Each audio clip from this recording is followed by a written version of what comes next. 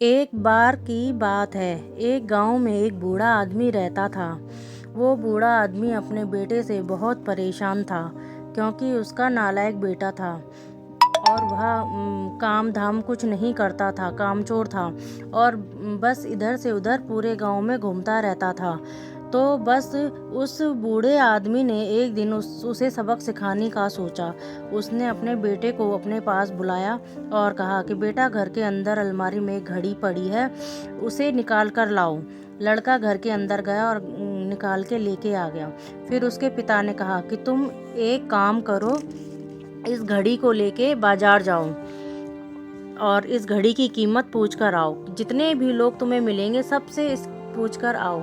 अब वह लड़का उस घड़ी को लेकर बाजार चला गया और सबसे उस घड़ी की कीमत पूछने लगा। तो किसी ने उस घड़ी की कीमत 500 बताई, किसी ने 1000 बताई, तो किसी ने 800 बताई। सभी लोगों ने उस घड़ी की कीमत अलग अलग बताई, कई लोगों ने एक जैसी।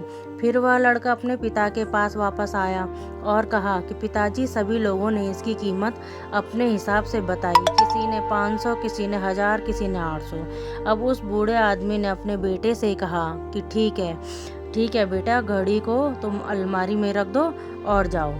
अब अगले दिन फिर से उस बूढ़े आदमी ने अपने बेटे को अपने पास बुलाया और फिर से उस घड़ी को अलमारी से लाने को कहा।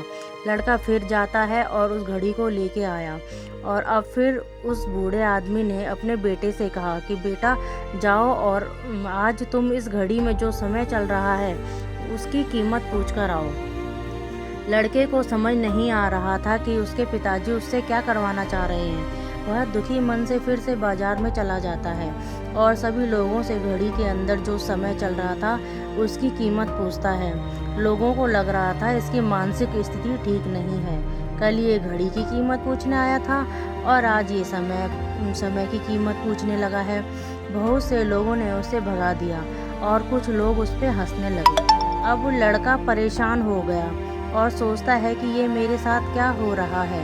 तभी वह आखिरी बार एक बूढ़े आदमी के पास जाता है जो वहाँ पे बैठा हुआ था और अपना कुछ काम कर रहा था और व्यस्त था।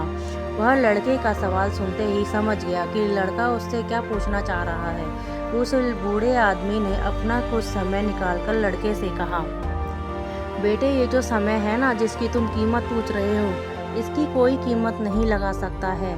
तुम करोड़ों रुपए देकर भी अपनी ज़िंदगी का एक सेकंड वापस नहीं ला सकते हो। इसलिए इस टाइम का सदुपयोग करो। टाइम की एक अच्छी बात है और एक बुरी बात है। बुरी बात ये है कि समय गुजर जाता है और अच्छी बात ये है कि तुम उसे किन चीज़ों में गुजारते हो, ये तुम्हारे हाथ में होता है।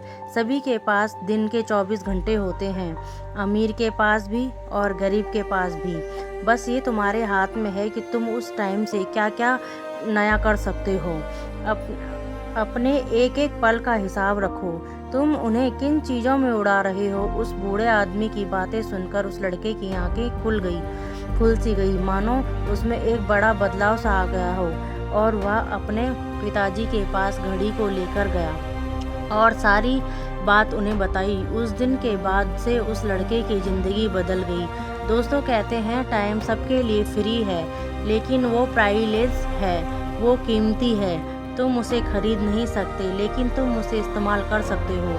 तुम उसे रख नहीं सकते हो, तुम उसे स्पेंड कर सकते हो। लेकिन अगर तुम इसे गंवा देते हो तो तुम इसे कभी भी वापस नहीं पा सकते हो। अपने टाइम का सही से उपयोग करो। तो अगर आप इस कहानी को और भी लोगों तक पहुंचाना चाहते हो तो इस वीडियो को लाइक करो और कहानी अच्छी लगी हो तो हमारे चैनल को सब्सक्राइब करो। फिर मिलती हूँ आपको अगली बार ऐसी कहानी के साथ। भगवान का शुक्र और सब्र करो, टाइम का सदुपयोग करो और ज़िंदगी में आगे बढ़ो। धन्यवाद।